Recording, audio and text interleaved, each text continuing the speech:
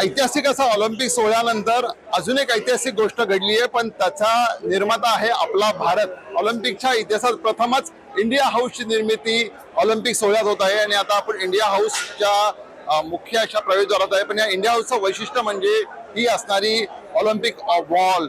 भारताचे तब्बल 117 खेळाडू ह्या पॅरिस ऑलिम्पिक मध्ये सहभागी आहेत आणि या सगळ्या खेळाडूंची छायाचित्राची वॉल आहे।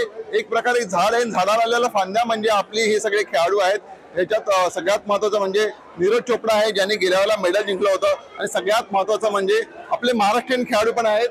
मग तो अविनाश साबळे असू दे, प्रवीण जाधव असू दे। प्रवीण जाधव दुसऱ्यांदा ऑलिम्पिक खेळतोय। ह्या दोघांकडे पदकाच्या अपेक्षा आहेत, कारण की हे आशियाई पदक मेडलिस्ट आहे।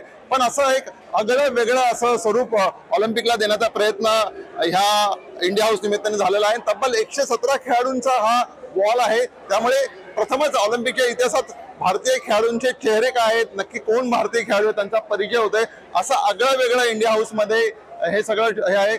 तब्बल मग आपला हॉकी संघ असू दे, आपला बॅडमिंटनचा संघ असू दे, या सगळ्यांचं छायाचित्रांचं नाव तब्बल ही एक ऑलिम्पिक वॉल की एखाद्या ऑलिम्पिकच्या प्रदर्शनासारखं ह्या सगळ्या इंडिया हाऊसची निर्मिती झालेली आहे। निश्चितच भारतीय खेळाडूंना संपूर्ण भारताला प्रोत्साहन देण्यासाठी हे ऑलिम्पिक वॉल निश्चितच प्रेरणादायी ठरणार आहे। सगळ्यात महत्त्वाचं म्हणजे गतवेळच्या ऑलिम्पिक मध्ये आपण 7 पदकं जिंकली होती, यंदा 117 खेळाडू आहेत।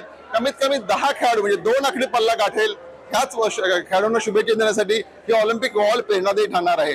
टीम मराठीसाठी संजय दुधाने, पॅरिस ऑलिम्पिक।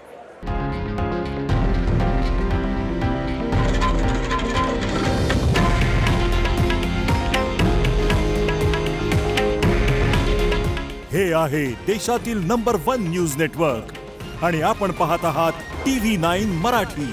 काळजी तुमची, हित महाराष्ट्राचं।